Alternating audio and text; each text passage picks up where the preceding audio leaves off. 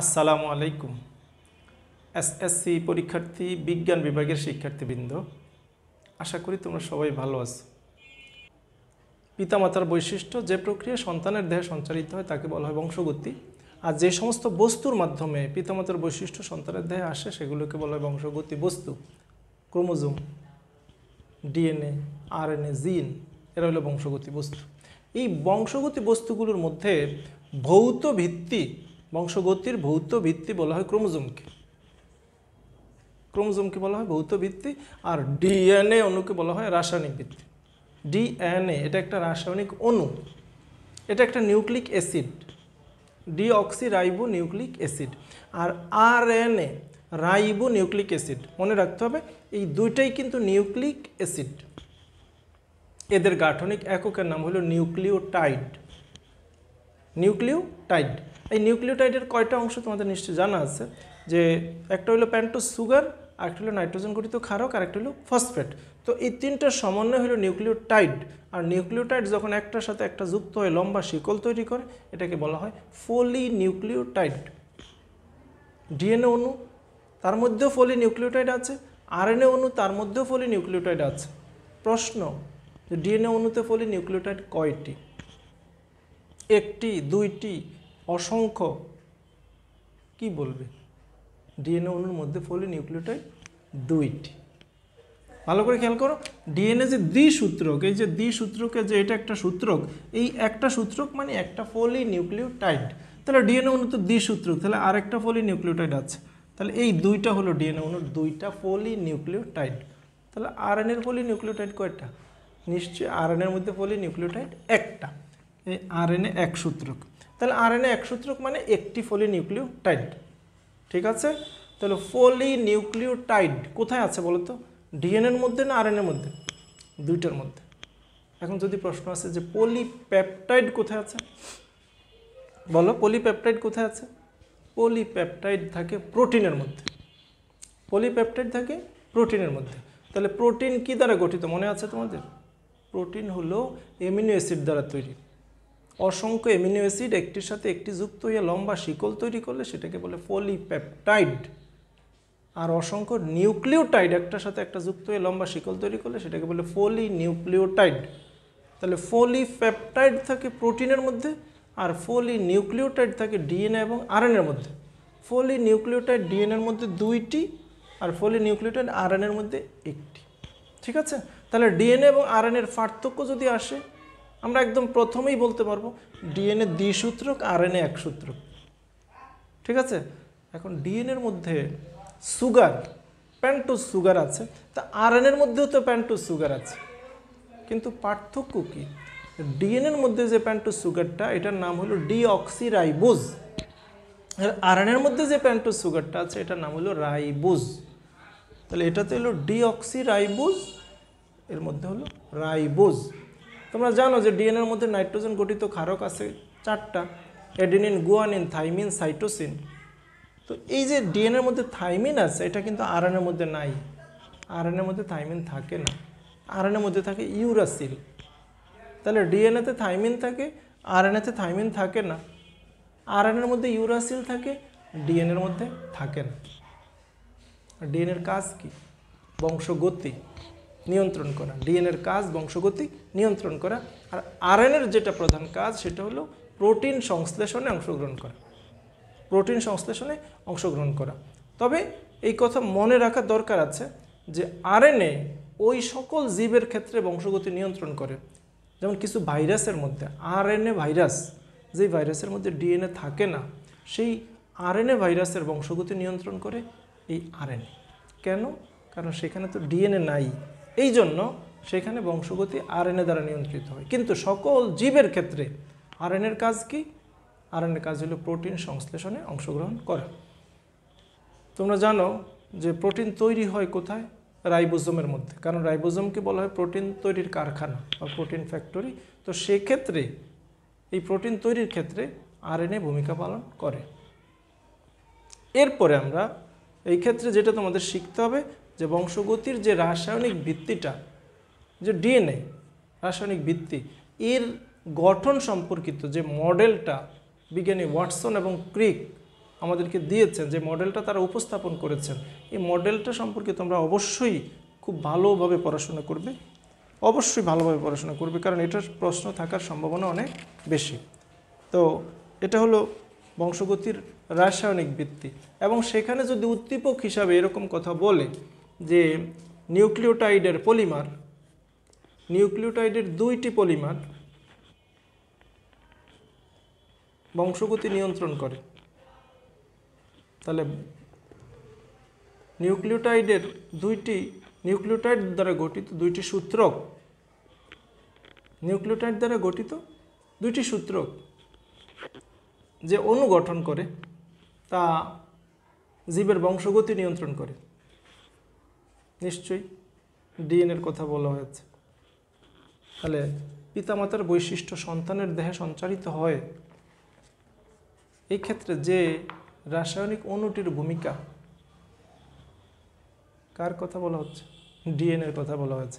তার মানে ডিএনএ পিতামাতার বৈশিষ্ট্য সন্তানের দেহে সঞ্চারণের ক্ষেত্রে রাসায়নিক ভিত্তি হিসাবে কাজ করে, সে হলো রাসায়নিক ভিত্তি। এই ক্ষেত্রে আমরা ডিএনএর গঠন শিখব, আরএনএর গঠন শিখব এবং এদের পার্থক্য শিখব। আর বংশগতি নিয়ন্ত্রণের জন্য যার নামটা চলে আসবে বংশগতির ক্ষেত্রে, তিনি হলেন বংশগতিবিদ্যার জনক গ্রেগর জোহান মেন্ডেল। তো এই গ্রেগর জোহান মেন্ডেল বংশগতি সম্পর্কিত যে বক্তব্য দিছে সেটা হলো মেন্ডেলিজম। সেই মেন্ডেলের বক্তব্য আমাদের এই বইতে যা আছে, নিশ্চয়ই তোমরা সেটা পড়েছো যে তিনি কি ভূমিকা পালন করছেন। সেই ক্ষেত্রে কিছু শব্দ তোমাদের নিশ্চয়ই মনে আছে, যে সেখানে আছে ফিনোটাইপ, আছে জিনোটাইপ, আছে লোকাস, এলিল, এইগুলো নিশ্চয়ই তোমরা পড়েছো। তো সেখানে প্রকট বৈশিষ্ট্য আছে, প্রচ্ছন্ন বৈশিষ্ট্য আছে, এই চ্যাপ্টারটাতে, এই পৃষ্ঠার মধ্যে এই বিষয়গুলো আছে। তো কি পড়েছো তোমরা নিশ্চয়ই জানো যে জীবের যে বৈশিষ্ট্যটা প্রকাশিত হয়, দুইটা বিপরীত জিনের দুইটা বিপরীত রূপ বা বিপরীত ধর্মী রূপ যদি একসাথে উপস্থিত থাকে, তো যেই রূপটা প্রকাশিত হয় সেটা হলো প্রকট, আর যেটা প্রকাশিত হয় না সেটা হলো প্রচ্ছন্ন। দুটি বিপরীত ধর্মী বৈশিষ্ট্যের উপস্থিতিতে যে বৈশিষ্ট্যটা প্রকাশিত হয় সেটাকে বলা হয় প্রকট বৈশিষ্ট্য, আর যেটা প্রকাশিত হয় না সেটা প্রচ্ছন্ন বৈশিষ্ট্য। প্রকট বৈশিষ্ট্য নিয়ন্ত্রণ করে যে জিন এই প্রকট বৈশিষ্ট্যকে নিয়ন্ত্রণ করে সেটা হলো প্রকট জিন, আর প্রচ্ছন্ন বৈশিষ্ট্য নিয়ন্ত্রণকারী জিন হলো প্রচ্ছন্ন জিন। আর জীবের সকল বৈশিষ্ট্য প্রকাশিত বৈশিষ্ট্য এগুলোকে বলা হয় ফিনোটাইপ, বৈশিষ্ট্যগুলোকে বলা হয় ফিনোটাইপ। আর বৈশিষ্ট্য নিয়ন্ত্রণকারী জিনের গঠনকে বলা হয় জিনোটাইপ। মনে করো একটা গাছ লম্বা, এই যে লম্বা বললাম এটা একটা ফিনোটাইপ, বললাম গাছটা খাটো, তো এটাও একটা ফিনোটাইপ, লম্বা খাটো, এগুলো কি ফিনোটাইপ। আর এই ফিনোটাইপ বা বৈশিষ্ট্যকে নিয়ন্ত্রণ করে যে জিন সেটাকে বলে জিনোটাইপ। জিনটা মনে করে এরকম যে ক্যাপিটাল টি, এটা একটা জিন, তার সাথে আছে ক্যাপিটাল টি, তো এই দুইটা জিন কি লম্বা বৈশিষ্ট্যকে নিয়ন্ত্রণ করতেছে, তো ক্যাপিটাল টি এটা একটা জিনোটাইপ। আবার ক্যাপিটাল টি স্মল টি হইতে পারে, এটাও জিনোটাইপ। আবার স্মল টি এটাও কি জিনোটাইপ, এটা হলো জিনোটাইপ। এটা হলো হোমোজাইগাস প্রকট, এটা হলো হেটারোজাইগাস, এটা হলো হোমোজাইগাস প্রচ্ছন্ন, এটা হলো প্রচ্ছন্ন জিনের জিনোটাইপ। এখানে দুইটা জিন বিপরীত ধর্মী, একটা প্রকট একটা প্রচ্ছন্ন, এটাকে বলে হেটারোজাইগাস। এটা একই ধর্মী, দুইটাই প্রকট, এটা হোমোজাইগাস প্রকট, আর এই দুইটা হলো হোমোজাইগাস প্রচ্ছন্ন। এই হোমোজাইগাস প্রচ্ছন্ন অবস্থাটা কখন আসে? দ্বিতীয় প্রজন্মে এই প্রচ্ছন্ন বৈশিষ্ট্য প্রকাশিত হয়। মেন্ডেল গবেষণা করে বলেছে যে প্রথম বংশ ধরে কেবলমাত্র প্রকট বৈশিষ্ট্য প্রকাশিত হয়, এই প্রচ্ছন্ন বৈশিষ্ট্য প্রকাশিত হয় না। তাহলে প্রচ্ছন্ন বৈশিষ্ট্য কখন প্রকাশিত হয়? প্রচ্ছন্ন বৈশিষ্ট্য প্রকাশিত হয় দ্বিতীয় প্রজন্মে F2 এর মধ্যে যায়, দ্বিতীয় বংশ ধরে, এবং সেটা 1/4 জীবে প্রকাশিত হয়। 3টা প্রকট বৈশিষ্ট্য প্রকাশিত আর একটা প্রচ্ছন্ন বৈশিষ্ট্য প্রকাশিত হয়। আমরা এই চিত্রের মধ্যে দেখি যে লম্বা গাছ এবং খাটো গাছের মধ্যে মিলন ঘটানোর ফলে উৎপন্ন সবগুলো গাছ হয়েছে লম্বা, তবে এগুলো সংকর লম্বা, বিশুদ্ধ লম্বা না। এগুলোর মধ্যে লম্বার জিনও আছে, খাটোর জিনও আছে। আর এই লম্বা দুইটা গাছের মধ্যে যখন আবার সংকরায়ন করা হয়, তখন তাদের দ্বিতীয় প্রজন্মের মধ্যে 3টা গাছ লম্বা হয়, একটা গাছ খাটো হয়। এই যে খাটো গাছটা, এটা হোমোজাইগাস প্রচ্ছন্ন, স্মল টি। আর তিনটা গাছ লম্বা হয়, এই জন্য অনুপাত হয় 3:1। 3:1 এই বৈশিষ্ট্যগুলো প্রকাশিত হয়। 23 জোড়া ক্রোমোজোম, আমাদের দেহের প্রতিটা কোষের মধ্যে 23 জোড়া ক্রোমোজোম আছে। তো এই 23 জোড়া ক্রোমোজোমের মধ্যে 22 জোড়া হলো অটোসোম আর 1 জোড়া হলো সেক্স ক্রোমোজোম। এখন সেক্স ক্রোমোজোমটা আমাদের দেহের কোথায় আছে? যদি প্রশ্ন আসে যে সেক্স ক্রোমোজোম বিদ্যমান, সেক্স ক্রোমোজোম বিদ্যমান, তিনটা অপশান দিল, যে একটা হলো 1 নম্বর অপশানে দিল মনে করো শুক্রাশয়, শুক্রাশয়। দ্বিতীয় অপশানে দিল ডিম্বাশয়, ডিম্বাশয়। আর 3 নম্বর অপশানে দিল মনে করো যে এটা অপশানে দিয়ে দিল যে হাত, হাত দিয়ে দিল। আমার ভয় হয় যে অধিকাংশ স্টুডেন্ট এটার উত্তর 1, 2 দিয়ে দিবে, শুক্রাশয় ডিম্বাশয়। সেক্স ক্রোমোজোম কোথায় বিদ্যমান? হাত, শুক্রাশয় দিবে, ডিম্বাশয় দিবে, কিন্তু হাতকে উত্তর দিবে না। কিন্তু তোমরা বলো দেখি যে আমাদের যে 23 জোড়া ক্রোমোজোম, 22 জোড়া অটোসোম এবং 1 জোড়া সেক্স ক্রোমোজোম, এই 23 জোড়া ক্রোমোজোম কি শুধু শুক্রাশয়ই থাকে, শুধু কি ডিম্বাশয়ই থাকে? সারা দেহের মধ্যে কি এই 23 জোড়া ক্রোমোজোম থাকে না? কেন আমরা এই ভুলটা করতে থাকি? 23 জোড়া ক্রোমোজোম আমাদের সকল কোষের মধ্যে আছে, সারা দেহের প্রতিটা কোষের মধ্যে আছে, তাহলে হাতের কোষেও তো আছে। তাহলে হাতের কোষে যদি 23 জোড়া ক্রোমোজোম থাকে, তার মধ্যে 22 জোড়া হয়েছে অটোসোম, 1 জোড়া হলো সেক্স ক্রোমোজোম, তাহলে হাতের কোষের মধ্যেও তো সেক্স ক্রোমোজোম আছে, পায়ের কোষের মধ্যে সেক্স ক্রোমোজোম আছে, সারা দেহের প্রতিটা কোষের মধ্যেই সেক্স ক্রোমোজোম আছে। ভুলে যেও না, এটা ভুল করো না, যে দেহের যতগুলো অঙ্গের কথাই বলুক সমস্ত অঙ্গের মধ্যে কি আছে? সেক্স ক্রোমোজোম আছে। তাহলে শুক্রাশয় যেমন আছে, ডিম্বাশয় যেমন আছে, হাতের মধ্যেও আছে, পায়ের মধ্যেও আছে, চোখে আছে, মাথায় আছে, এখানে সেখানে সমস্ত অঙ্গের মধ্যেই সেক্স ক্রোমোজোম আছে। এটা তোমরা ভুল করলে চলবে না। এরপরে একটা প্রশ্ন ভুল হইতে পারে, আমি এটা আবারও উল্লেখ করি। মনে করো যে এটা একটা জনন কোষ, তোমরা জানো যে এটার নাম হলো শুক্রাণু। তো শুক্রাণুর মধ্যে ক্রোমোজোম কয়টি? শুক্রাণুর মধ্যে ক্রোমোজোম কয়টি বলো? শুক্রাণুর মধ্যে ক্রোমোজোম 23টি। 23 জোড়া না, কয়টি? 23টি। বলো ডিম্বাণুর মধ্যে ক্রোমোজোম কয়টি? ডিম্বাণুর মধ্যে ক্রোমোজোম 23টি। ডিম্বাণুর মধ্যেও 23টি। এখন যদি প্রশ্ন আসে যে একটি জনন কোষের মধ্যে সেক্স ক্রোমোজোম কয়টি?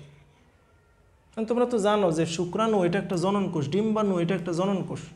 তাহলে একটা জনন কোষ বলতে একটা শুক্রাণুকে বা একটা ডিম্বাণুকে বোঝায়। তো আমরা একটু দেখি যে একটা শুক্রাণুর মধ্যে সেক্স ক্রোমোজোম কয়টি।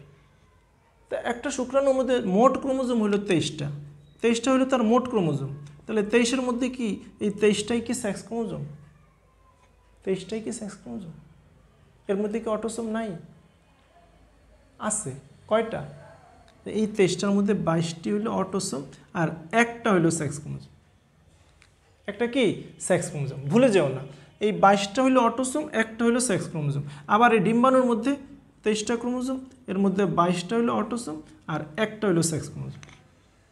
আর এই শুক্রাণু এবং ডিম্বাণু মিলিত হয়ে যখন জাইগোট তৈরি হবে, তখন এই 22 আর 22, এই 22 জোড়া, এই 22 জোড়া হইব অটোসোম আর এক জোড়া, এই 1 জোড়া হইব সেক্স ক্রোমোজোম।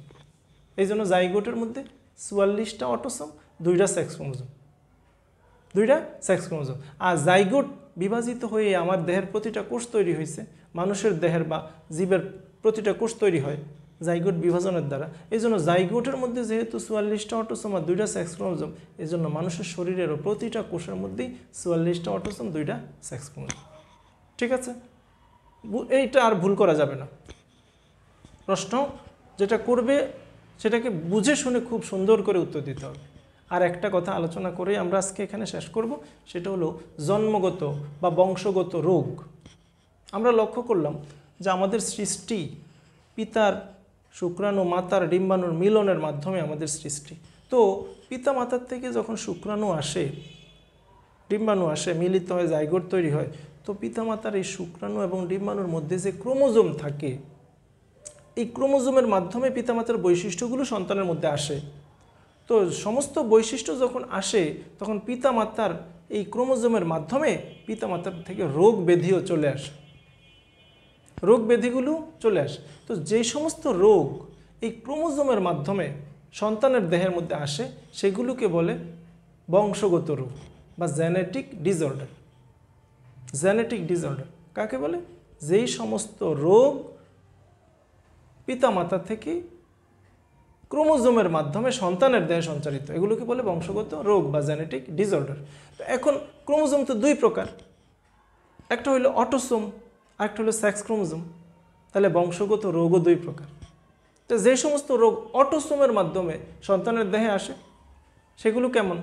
সেগুলো হলো অটোসোমাল ডিসঅর্ডার। বুঝতে পারছো? যে সমস্ত বংশগত রোগ অটোসোমের মাধ্যমে সন্তানের দেহে আসে সেগুলো হলো অটোসোমাল ডিসঅর্ডার। আর যেগুলো সেক্স ক্রোমোজোমের মাধ্যমে আসে সেগুলোকে বলে sex linked disorder. Sex linked disorder. তো সেক্স লিঙ্কড ডিসঅর্ডারের উদাহরণ আমাদের বইতে যেটা দেওয়া হয়েছে সেটা হলো বর্ণান্ধতা বা কালার ব্লাইন্ডনেস। বর্ণান্ধতা এমন একটা রোগ যেটা জিন আসে এক্স ক্রোমোজোমের মাধ্যমে।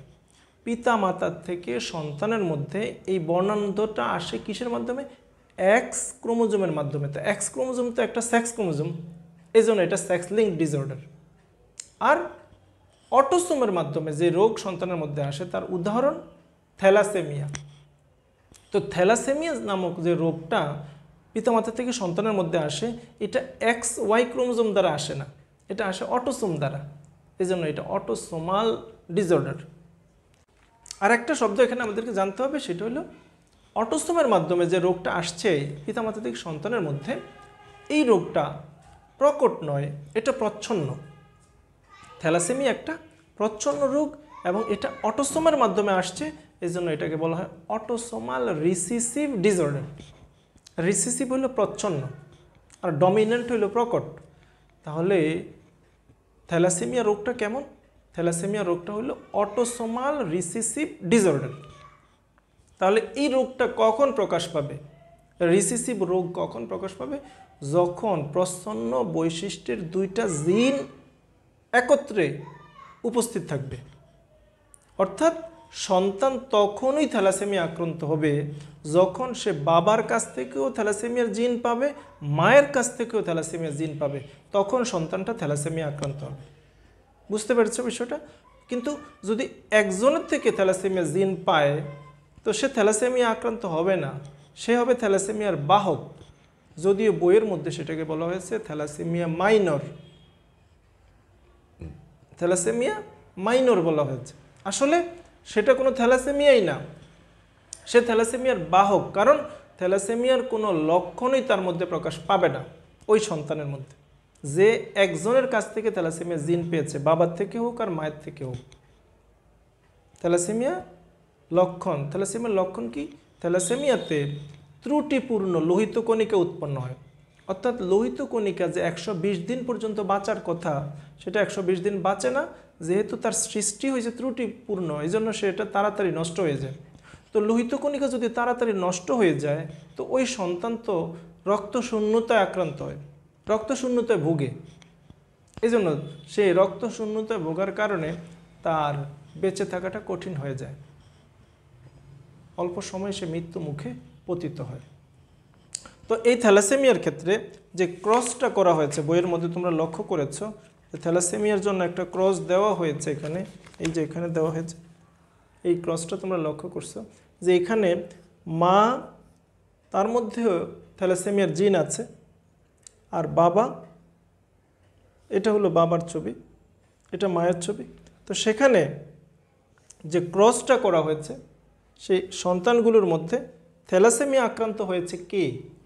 থ্যালাসেমিয়া আক্রান্ত হয়েছে একটি শিশু যার মধ্যে সে থ্যালাসেমিয়ার জিন দুইজনের কাছ থেকে পেয়েছে। থ্যালাসেমিয়ার জিন যেটা স্মল আর দ্বারা প্রকাশ করা হয়েছে, তোমরা দেখেছো স্মল আর দ্বারা প্রকাশ করা হয়েছে। তো সেই স্মল আর যখন শিশুর মধ্যে দুইজনের থেকে আসছে, বাবা থেকেও আসছে মায়ের থেকেও আসছে, তো ওই শিশুটা থ্যালাসেমিয়া আক্রান্ত হয়েছে। বাকি দুইজন শিশু একজনের কাছ থেকে থ্যালাসেমিয়া জিন পেয়েছে, হয় বাবার থেকে না হয় মায়ের থেকে, এই দুইজনের একজনের থেকে পেয়েছে, তো সে কিন্তু থ্যালাসেমিয়ার বাহক হয়েছে, সে থ্যালাসেমিয়া আক্রান্ত হয় নাই, আরেকজন শিশু সুস্থ হয়েছে। আর একটা কথা আমরা জেনে রাখি, সেটা হলো বর্ণান্ধতার জিন এক্স ক্রোমোজোমের মাধ্যমে পিতামাতা থেকে সন্তানের দেহে সঞ্চারিত হয়। এই কথাটা আমরা জেনে রাখি একটু, যে এই যে এক্স ক্রোমোজোম, এটাও এক্স ক্রোমোজোম, তো দুইটা এক্স ক্রোমোজোম থাকে মেয়েদের শরীরে। ধরলাম এটা মা, তো মায়ের ক্ষেত্রে যে দুইটা এক্স ক্রোমোজোম, তো এর মধ্যে একটা এক্স ক্রোমোজোমের মধ্যে বর্ণান্ধতার জিন আছে, আরেকটার মধ্যে নাই। তো এই মা সে কিন্তু বর্ণান্ধতায় আক্রান্ত হবে না, সে বর্ণান্ধতার বাহক হবে, বর্ণান্ধতার বাহক হবে। তো বর্ণান্ধ কখন হবে? বর্ণান্ধ হবে যখন দুইটা জিনই তার মধ্যে, দুইটা এক্স ক্রোমোজোমের মধ্যেই যদি তার বর্ণান্ধতার জিন থাকে, তাইলে সে বর্ণান্ধতায় আক্রান্ত হবে, সে হবে বর্ণান্ধ। বর্ণান্ধ মানে কি? বর্ণান্ধ মানে সে দুইটা রঙকে একত্রে দেওয়া হইলে সে দুইটা রঙকে পৃথক করতে পারে না। বর্ণ অন্ধ, বর্ণ মানে রং, লাল সবুজ দুইটা রঙকে একত্রে দেওয়া হইলে লাল আর সবুজকে সে পৃথক করতে পারে না, এটাই বর্ণান্ধতা। এরকম অন্যান্য রঙের ক্ষেত্রেও আছে, অন্যান্য রঙের ক্ষেত্রেও আছে। বইয়ের মধ্যে বর্ণান্ধতা পরীক্ষা করার জন্য যে একটা পরীক্ষা দেওয়া হয়েছে, তোমরা লক্ষ্য করছো এই পরীক্ষাটা, তো এই পরীক্ষার মধ্যে একটা শব্দ আছে 74 আছে এখানে একটা সংখ্যা। তো যারা বর্ণান্ধ তারা এই 74টাকে লক্ষ্য করে না, দেখে না, তার চোখে পড়ে না যে এখানে 74 আছে, তো সে মূলত বর্ণান্ধ। তো এই যে বর্ণান্ধ মেয়ে মানুষ, তো সে তার দুইটা এক্স ক্রোমোজোমের মধ্যেই কিন্তু বর্ণান্ধতার জিন থাকে।